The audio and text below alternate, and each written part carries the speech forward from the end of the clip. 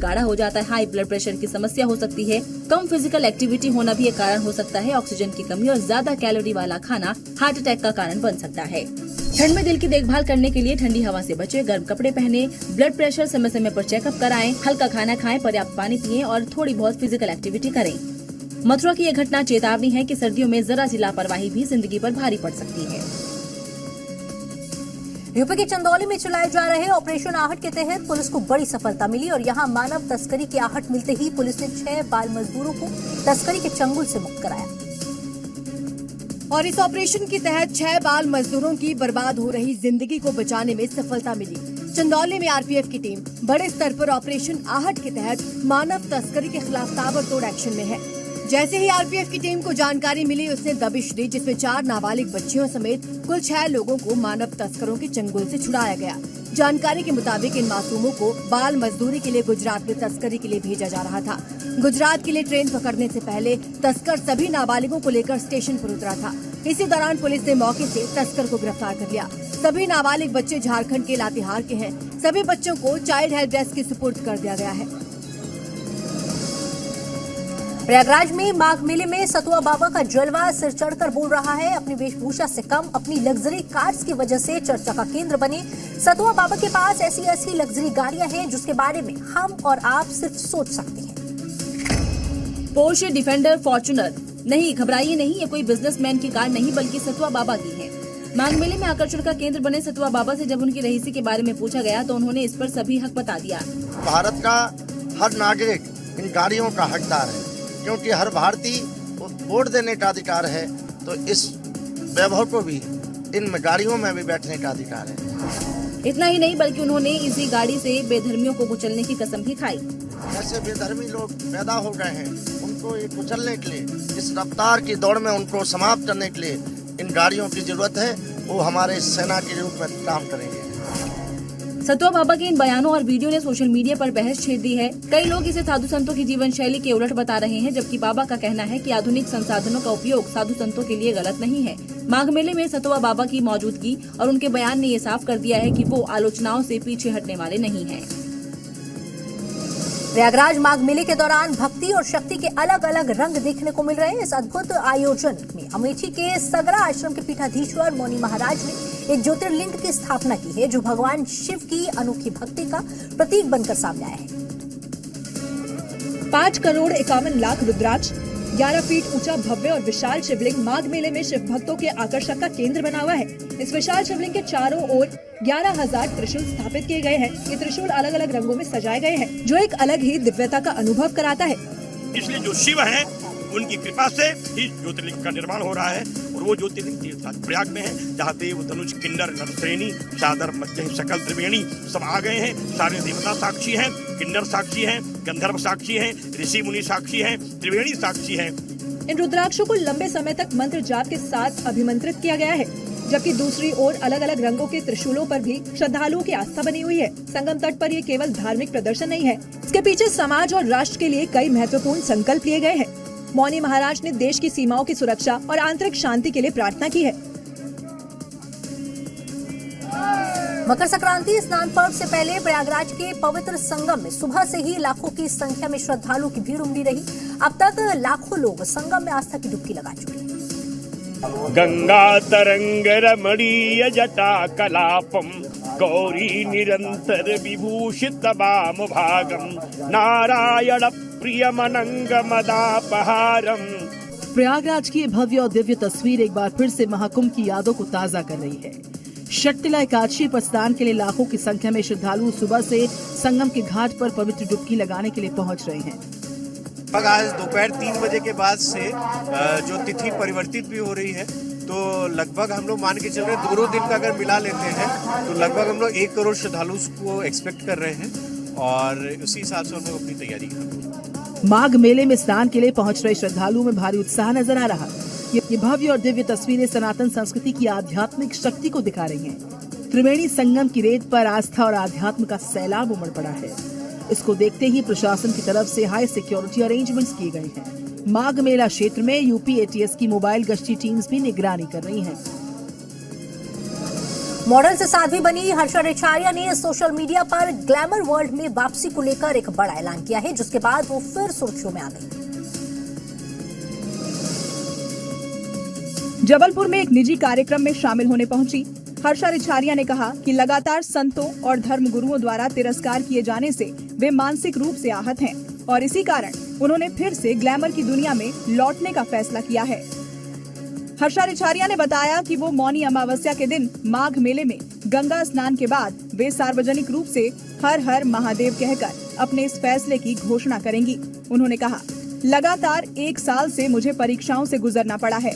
मैं सीता माता नहीं हूँ कि इतनी परीक्षाएं दूं। और दिल्ली से हैरान कर देने वाला मामला सामने आया है, जहां स्टोर मालिक ने डिलीवरी बॉय को दुकान में ही मुर्गा बनाया और उसके साथ मारपीट की। डिलीवरी बॉय की गलती सिर्फ इतनी थी कि उसने स्टोर का और उसके साथ मारपीट की। घटना का वीडियो सोशल मीडिया पर वायरल है, जिसमें स्टोर में लोग आते नजर आए। इसी बीच डिलीवरी बॉय मुर्गा बना दिखाई दिया। जैसे ही डिलीवरी बॉय उठा, स्टोर मालिक ने उस पर थप्पड़ बरसाने शुरू कर दिए। डिलीवरी बॉय की गलती सिर्फ इतनी थी कि उसने दुकान से परफ्यूम निकालकर खुद पर छिड़का। मालिक ने देखा और उसे डांटना शुरू कर दिया। स्टोर मालिक ने पहले उसे मुर्गा बनाए रखा, बाद में उसे सबके सामने कई थप्पड़ मारे। पुलिस ने डिलीवरी बॉय की शिकायत पर केस दर्ज कर आगे की कार्रवाई शुरू कर दी है। 26 जनवरी से पहले सीमा पार से हो रही साजिश को देखते हुए जम्मू कश्मीर में सुरक्षा घेरे को और भी ज्यादा सख्त कर दिया गया है। पहाड़ों पर हो रही बर्फबारी का फायदा उठाकर आतंकी अपने मंसूबों में कामयाब ना हो सके, इसके लिए सेना कई इलाकों में सर्च ऑपरेशन चला रही है। सीमा पार से हो रही साजिशों की खुफिया इनपुट मिलने के बाद सेना पूरी तरह से अलर्ट पर है। अनंतनाग और कठुआ में हर संदिग्ध इलाके की तलाशी जारी है। चप्पे चप्पे पर सुरक्षा बलों की नजर बनी हुई है। पहाड़ों पर हो रही बर्फबारी का फायदा उठाकर आतंकी घुसपैठ न कर सकें, इसको लेकर जम्मू कश्मीर में सुरक्षा को बढ़ा दिया गया है। राजौरी में आज सुबह एक बार फिर से सीमा के पास पाकिस्तानी ड्रोन देखे गए। इसके चलते सुरक्षा को बढ़ा दिया गया। इस बीच सुरक्षा बलों के जवान आतंकियों को जहन्नुम भेजने का पूरा प्लान तैयार कर चुके हैं। ऑपरेशन सिंदूर के बाद से पाकिस्तान के पाले में आतंकी लगातार घुसपैठ की कोशिश कर रहे हैं और सुरक्षा बलों के जवान उनको मुंह तोड़ जवाब दे रहे हैं। घने जंगलों में आतंकियों की हर गतिविधि पर नजर रखी जा रही है ताकि मुनीर उसके आतंकी अपने नापाक मंसूबों को अंजाम न देने पाए। महाराष्ट्र में निकाय चुनाव का प्रचार थम गया, लेकिन पार्टियों के बीच झड़प की घटनाएं कम होने का नाम नहीं ले रही। अंबरनाथ में शिंदे गुट और बीजेपी के कार्यकर्ता आपस में भिड़ गए। जबकि दोनों पार्टियों के बीच में गठबंधन है, फिर भी बीजेपी और शिंदे गुट के कार्यकर्ताओं में झड़प हो गई। अंबरनाथ से वीडियो सामने आया, उसमें भारी आतिशबाजी के बीच शिंदे गुट और बीजेपी कार्यकर्ताओं की बहस होती नजर आई है। देखते ही देखते बात इतनी बिगड़ गई कि दोनों पार्टियों के बीच हाथापाई तेज हो गई, जिससे वहां पर अफरा तफरी का मंजर देखा गया। पुलिस के जवानों के साथ दोनों पार्टियों के नेता मामला शांत करवाने पहुंचे, लेकिन उनकी बात सुनने के बजाय उनसे भी झड़प हो गई। इससे बात बिगड़ती गई। दोनों तरफ से लात घूंसों की बरसात हुई, सड़क का अखाड़ा बन गया। काफी देर तक बीजेपी शिंदे गुट के कार्यकर्ता भिड़ते रहे। हालांकि बाद में किसी तरह से मामला रफा दफा हो पाया। यूपी में दिन रात योगी फोर्स बदमाशों को उनके अंजाम तक पहुंचा रही है। सीएम योगी के अपराध पर जीरो टॉलरेंस की नीति के तहत जगह जगह से शातिर बदमाश पकड़े जा रहे हैं। अपराधियों पर योगी फोर्स की स्ट्राइक लगातार जारी है। आलम यह है कि महज 12 घंटे के अंदर 6 से ज्यादा इलाकों में कई शातिर बदमाश पुलिस एनकाउंटर में पकड़े गए। बाराबंकी में मुठभेड़ के दौरान 15,000 का इनामी बदमाश पैर में गोली लगने से घायल हुआ, जिसके बाद उसे अस्पताल में इलाज के लिए भर्ती करवाना पड़ा। औरैया में भी योगी फोर्स का ऑपरेशन लंगड़ा देखने को मिला। यहाँ देर रात करीब 3 बजे बदमाशों और पुलिस के बीच में मुठभेड़ हुई। अब तस्वीरें फिरोजाबाद से देखिए, जहां शातिर चोरों को गिरफ्तार कर पुलिस ने चोरी किया गया सामान बरामद कर लिया। बरेली में भी पुलिस ने गौ कृषि के 2 आरोपियों को मुठभेड़ के दौरान अरेस्ट किया। यहां भी एनकाउंटर के दौरान आरोपी के पैर में गोली लगी। अमरोहा में जज के पेशकार हत्याकांड का 25,000 का इनामी आरोपी मुठभेड़ में घायल हुआ।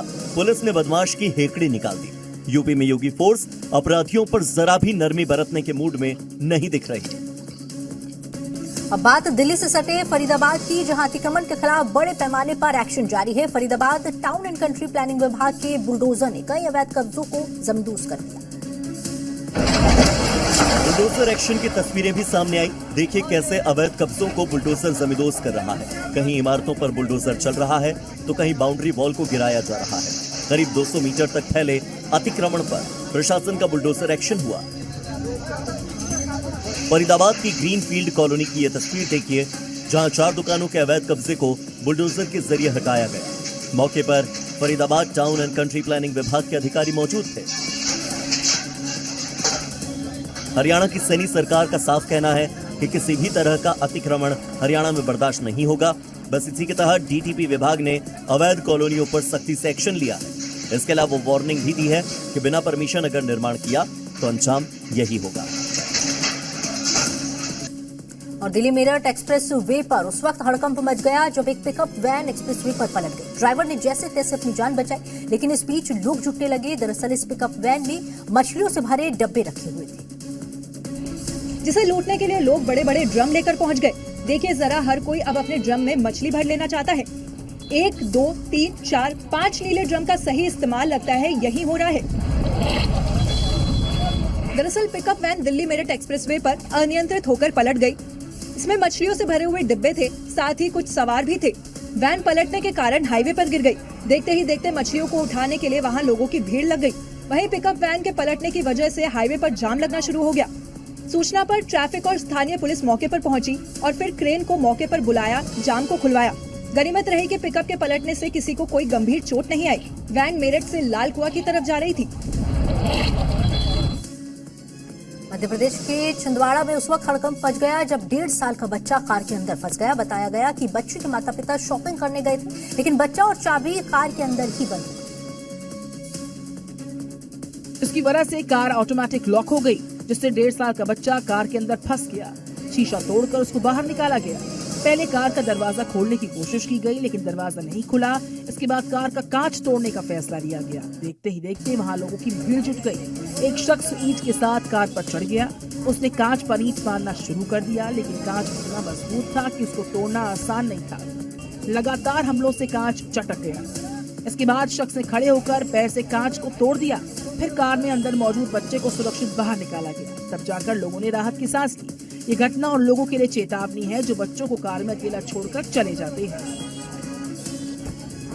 कुदरत जब तबाही पर उतर आती है तो मंजर इतना खौफनाक होता है कि इंसान बेबस नजर आता है। इंडोनेशिया से तबाही की ऐसी ही डरावनी तस्वीरें सामने आई हैं और पेरू में भी आसमानी आफत ने चारों तरफ कोहरा मचा रखा है। ऐसे में लोगों ने खुद को घरों में कैद कर रखा है, क्योंकि बाहर सिर्फ सैलाब ही सैलाब है। लेकिन तेज बारिश के बाद आई बाढ़ इतनी भयावह हो चुकी है कि घर खतरा बन चुका है। देखते ही देखते पूरा घर पानी के तेज बहाव में बह गया। वीडियो में साफ दिखता है घर कैसे बहता जा रहा है। कमर से ऊपर तक पानी भरा है। लोग किसी तरह खुद को संभालते हैं, अपनी जान बचाने की कोशिश करते हैं। जानवर भी बहते जा रहे हैं। उधर पेरू में भी हालात ऐसे हैं, जहां सड़कों पर बाढ़ का पानी बह रहा है। देखिए, इस बेकाबू बाढ़ में बाइक खिलौने की तरह बहती जा रही है। कोई भी वाहन को रोकने की हिम्मत नहीं कर पा रहा। तस्वीरों से साफ है कि जब प्रकृति रौद्र रूप दिखाती है तो इंसान कितना असहाय हो जाता है।